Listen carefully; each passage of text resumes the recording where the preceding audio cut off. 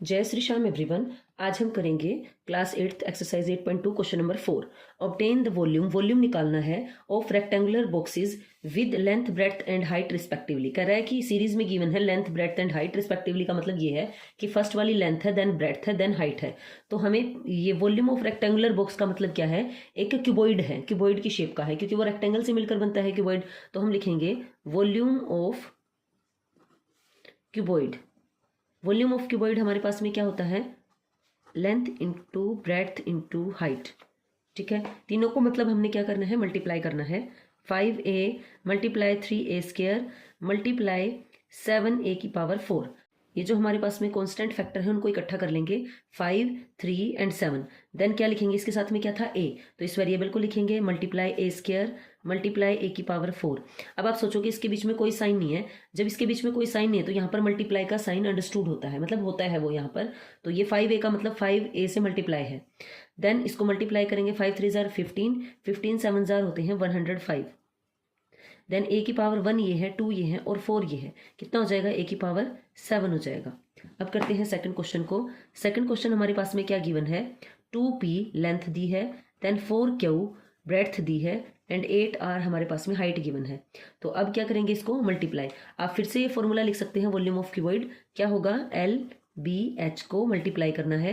L हमारे पास में है 2p, बी हमारे पास में है 4q एंड एच है 8r। ये जो हमारे पास में फैक्टर्स हैं कौन से, कांस्टेंट, उनको पहले मल्टीप्लाई करेंगे। कांस्टेंट का मतलब है number, 2 multiply 4 multiply by 8।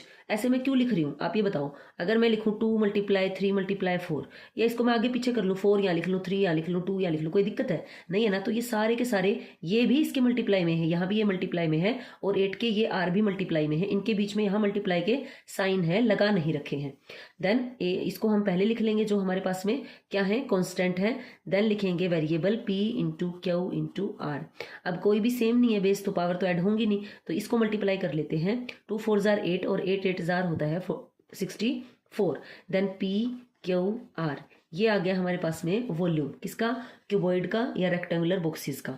Then कुछ भी आप कह सकते हैं। अब हमारे पास में है क्वेश्चन नंबर 3। तो क्वेश्चन नंबर 3 हमारे पास में गिवन है X Y comma 2x square Y comma 2x Y square. Then इसमें भी क्या करना है, हमने वॉल्यूम निकालना है, मीन्स तीनों को क्या करेंगे, मल्टीप्लाई करेंगे। तो जब हम मल्टीप्लाई करेंगे तो x y मल्टीप्लाई बाय, ये जो कोमा का साइन है वहां मल्टीप्लाई का सिंबल लगाऊंगी मैं। देन ये साइन मैंने लगाया है मल्टीप्लाई का यहाँ पर।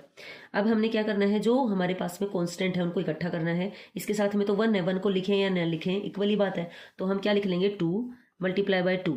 देन अब हम लिखेंगे, यहाँ से वेरिएबल लिखना शुरू करेंगे। फर्स्ट वाली टर्म में क्या है, एक्स और वाई, 2 फैक्टर्स हैं। देन हमारे पास में क्या है, एक्स स्क्वायर और Y, then X and Y square.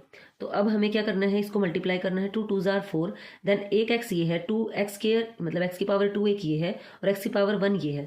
तो एक्स की पावर कितनी होगी, क्योंकि जब बेस सेम हो, जैसे ये भी x1 है, एक्स की पावर 2 है, एक्स की पावर 1 है, तो जब बेस सेम हो तो पावर ऐड हो जाती है। 2 और 1 3 एंड देन 1 4, एक्स की पावर 4 एंड वाई की कितनी हो जाएगी, वाई की 1 ये है, 1 ये है एंड 2 ये है, और वाई की भी क्या हो जाएगी, 4 हो जाएगी। तो हमारे पास में ये रहेगा आंसर। नेक्स्ट हमारे पास में है फोर्थ क्वेश्चन। फोर्थ क्वेश्चन हमारे पास में गिवन है length breadth height a 2b and है 3c। अब इसको मल्टीप्लाई करेंगे। पहला काम हमने क्या करना है, कोमा की जगह मल्टीप्लाई का सिंबल लगाना है, a multiply 2b multiply 3c।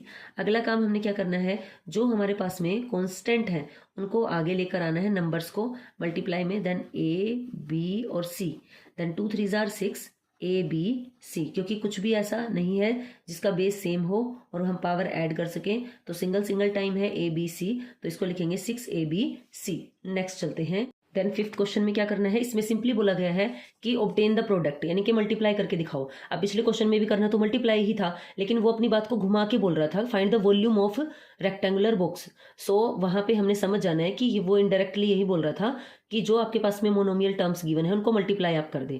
ठीक है, तो ये भी मोनोमियल एक्सप्रेशन है, ये भी। तो सबसे पहला काम, जहां पर कोमे है वहां पर क्या लगाएंगे, मल्टीप्लाई का symbol, X Y multiply by Y Z multiply by Z X. अब हमने क्या करना है, आप इनके भी बीच में मल्टीप्लाई का सिंबल यहाँ पर लगा सकते थे, यहाँ पर। अब x कितने हैं, x की पावर 1 ये है, एक ये है, तो x की पावर कितनी हो गई 2, y की पावर कितनी हो गई है, y की भी 2 हो गई है एंड z की पावर भी क्या रही है हमारे पास में 2 रही है। नेक्स्ट ये आ गया हमारे पास में आंसर। तो सेकंड पार्ट में हमने क्या करना है, a माइनस ए स्क्वायर और a की पावर 3, इनको क्या करना है, हमने मल्टीप्लाई करना है। तो सबसे पहले जहाँ पर कोमा लगे हुए हैं वहाँ पर हम मल्टीप्लाई का प्रोडक्ट का साइन लगा लेंगे, ठीक है। ए स्क्वायर मल्टीप्लाई बाय ए की पावर 3।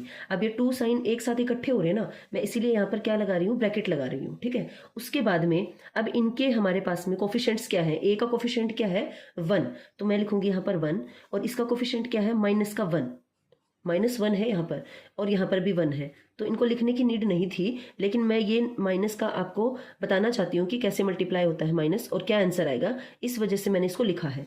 देन मल्टीप्लाई में ए, देन ए स्क्वायर, देन ए की पावर 3 या ए क्यूब। अब देखिए माइनस यहाँ पे जा चुका है तो अकेला ए स्क्वायर बचा है। अब इसकी प्रोडक्ट करेंगे, प्लस के 1 को माइनस के 1 से मल्टीप्लाई करेंगे तो क्या आएगा, माइनस का 1।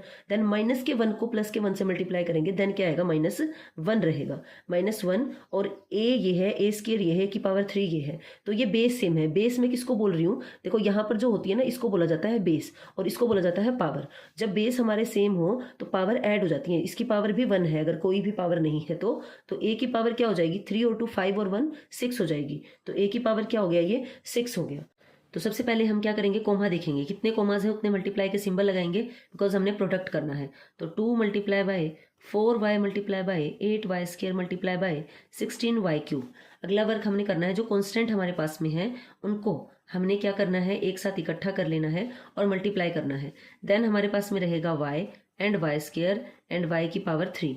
अब हमें इसको करना है मल्टीप्लाई, 2 4 जार 8, 8 8 जार 64 है ना, 64 को फिर हम 16 से मल्टीप्लाई करेंगे।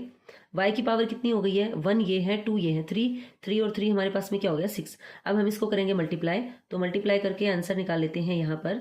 6 4 jar 24, 2 carry forward, 6 6 jar 36 and 2 38, 1 4 jar 4, 1 6 jar 6, 4 12 1 जन 9 10। तो हमारे पास में रहा 1024 y 6, ये हमारे पास में क्या रहा, आंसर रहा। नेक्स्ट हमारे पास में है फोर्थ पार्ट, क्या गिवन है हमें कि a 2b then 3c 6abc। तो हमें क्वेश्चन निकालना है ये। तो इस क्वेश्चन में हमने क्या करनी है, प्रोडक्ट करनी है। तो सबसे पहले जहाँ पर कोमाज हैं वहाँ पे मल्टीप्लाई का साइन लगाते हैं। Multiply by 2b multiply by 3c multiply by 6abc। अगला काम हमने क्या करना है, जो हमारे पास में नंबर है जैसे 2 3 1 6 ये, इनको इकट्ठा करना है। 1 तो लिखेंगे नहीं क्योंकि 1 को किसी से भी मल्टीप्लाई करें वही आएगा। तो हम शुरुआत करते हैं 2 से, 2 देन हमारे पास में 3 देन 6 मल्टीप्लाई बाय, अब इसका वेरिएबल क्या है इस वाले एक्सप्रेशन के अंदर, ये है a then b then c, फिर हमारे पास में है a b c। अब हमने क्या करना है, इसको 6 जार 36, a की पावर 1 ये है और a की पावर 1 ये है, इनके बीच में भी कोई साइन नहीं तो मल्टीप्लाई का साइन है, तो ये रहेगा हमारे पास में a स्क्वायर। देन हमारे पास में आई b की बारी, b इधर भी है और इधर भी, तो क्या हो जाएगा b स्क्वायर। देन c की टर्न आई तो c इधर भी है और उधर भी, और c की भी पावर क्या हो गया है, 2 हो गया है। तो ये हमारा था फोर्थ क्वेश्चन। अब करेंगे फिफ्थ लास्ट इसी का। सबसे पहला काम हमने करना है, जहां पर कोमाज है वहां पर क्या करेंगे, मल्टीप्लाई का साइन। फिफ्थ पार्ट है ये, m मल्टीप्लाई बाय माइनस का mn मल्टीप्लाई बाय mnp। देखो एक चीज और आपको बताती हूँ, जो ये इसके बीच में है ना कोई भी साइन नहीं है तो यहाँ पर मल्टीप्लाई का साइन है, ये आपस में मल्टीप्लाई तो रखे हैं। तो अब हम क्या करेंगे, इनके लेंगे कोफिशिएंट्स। m का कोफिशिएंट क्या है, जो कांस्टेंट टर्म है, यहाँ पे नंबर दिख तो कुछ नहीं रहा है लेकिन 1 है, और यहाँ पर क्या है माइनस का 1 है, यहाँ पर भी क्या है 1 है, ठीक है। अब इन नंबरों को हम क्या लिखेंगे मल्टीप्लाई में, जो हमारे पास में वेरिएबल बच गए हैं, जो ये हमारे पास में वेरिएबल बच गए हैं, अब इनको लिखेंगे मल्टीप्लाई में। m multiply by m multiply by n, देखो इसके बीच में साइन है मल्टीप्लाई का, मैंने लिख दिया है वो, multiply by m multiply by n then p, ये है हमारे पास में। अब हमने क्या करना है, पहले इसको करना है, ये जो हमारे पास में कांस्टेंट है इनको मल्टीप्लाई करना है। देखो कभी तो मैं इसको कोफिशिएंट बोल रही हूँ, कभी तो मैं इसको बोल रही हूँ कोफिशिएंट, कभी मैं इसको बोल रही हूँ कांस्टेंट, कभी मैं इसको बोल रही हूँ नंबर, ये तीनों चीजें सेम ही हैं। कोफिशिएंट का मतलब है m के साथ जो यहाँ पर है m का, mn का अगर हम बोले तो यहाँ पर जो है mn, p का कोफिशिएंट बोले तो यहाँ पर जो है 1, मतलब जिसका मैं नाम ले रही हूँ ना उसको छोड़ दो जो बच गया। अब mn p का कोफिशिएंट क्या हो जाएगा, यहाँ पे जो 1 है वो, mn का क्या हो जाएगा -1, m का कोफिशिएंट क्या हो जाएगा 1, यानी कि तीनों चीजें सेम है। मेन मैं बात करना चाह रही हूँ कि यहाँ पर कॉन्स्टेंट टर्म क्या है, नंबर क्या है जिसको मैं मल्टीप्लाई कर सकूँ अलग से। तो 1 को 1 से -1 से मल्टीप्लाई करेंगे तो माइनस का 1, देन -1 को 1 से मल्टीप्लाई करेंगे देन फिर से क्या आएगा, -1 रहेगा। 1m 2m 3m, तो m की पावर कितनी हो गई यहाँ पे 3, अब देखो यहाँ पे मैंने मल्टीप्लाई का साइन लगाया नहीं, आप लगा भी सकते हैं और छोड़ भी सकते हैं। लो अगर लगा ले तो गलत नहीं है। n हमारे पास में यहाँ पर भी है और यहाँ पर भी है, तो 2 टाइम्स हो गया तो n की पावर 2 रहा, ये 3 है, देन p अकेला ही है, देन p, और इसको हम अगर ये 1 लिखते नहीं होते हैं, इसको हटाएंगे तो m की power 3 n square then p, तो ये आपका क्या आ जाएगा, आंसर आ जाएगा। इसके साथ मैं आपको एक ट्रिक भी बताती हूँ कि माइनस कितने हो जब हमने आंसर में माइनस लगाना होता है।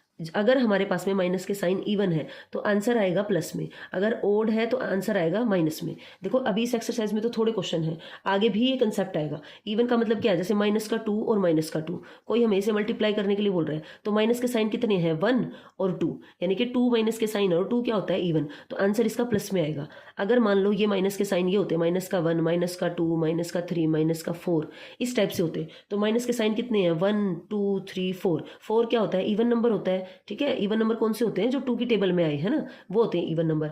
तो ये 4 है, तो इसका आंसर हमने क्या आएगा, सिंपली प्लस आ जाएगा। कैसे, 2 1 जार 2, देन 6 6 4 जार 24, तो प्लस का क्या आ जाएगा हमारे पास में, 24 आंसर आ जाएगा, माइनस का साइन नहीं लगेगा। ओड से मेरा मतलब क्या है, मान लो, अब ओड से मेरा मतलब क्या है कि माइनस के साइन क्या हो, ओड हो। ओड नंबर कौन से होते हैं, 1 3 5, मतलब जो इसमें नहीं आ रहे हैं ना, जो 2 से डिवाइड ना हो, तो इसमें माइनस का साइन 1 आया है, जो कि 1 क्या होता है, ओड, तो आंसर में माइनस लग जाएगा। और अगर यहाँ पे मान लो माइनस का 1 है, देन 2 है, देन माइनस का 3 है, देन इसके भी अगर मान लो 1 और लिख लेते हैं, ठीक है, देन माइनस के साइन देखो कितने हैं, 1 2 3, माइनस के साइन कितने, इसमें 3 है, तो 3 क्या होता है, ओड होता है, तो आंसर में माइनस का साइन लगेगा। इसको मल्टीप्लाई करेंगे, 2 1 जार 2, 2 3 जार 6 और 6 1 जार 6, तो माइनस का 6। तो मैं यहाँ पे क्या समझाना चाह रही हूँ आपको कि कब हमने माइनस लगाना है और कब हमने प्लस लगाना है। अगर माइनस के साइन इवन है तो प्लस का आंसर रहेगा, और अगर माइनस के साइन काउंट करने पे ओड है तो आंसर में सिंपली आप क्या लगा दीजिए, माइनस का साइन लगा दीजिए। तो ये थे आपके क्वेश्चंस, ये मैंने पहले भी करवा दिए थे, बीच में वीडियो में दिखेंगे, लेकिन मेरे को सेटिस्फैक्शन नहीं हुआ कि मैंने अच्छे से करवाए हैं कि नहीं, तो इसलिए फिर से एक्सप्लेन किया है। Thank you.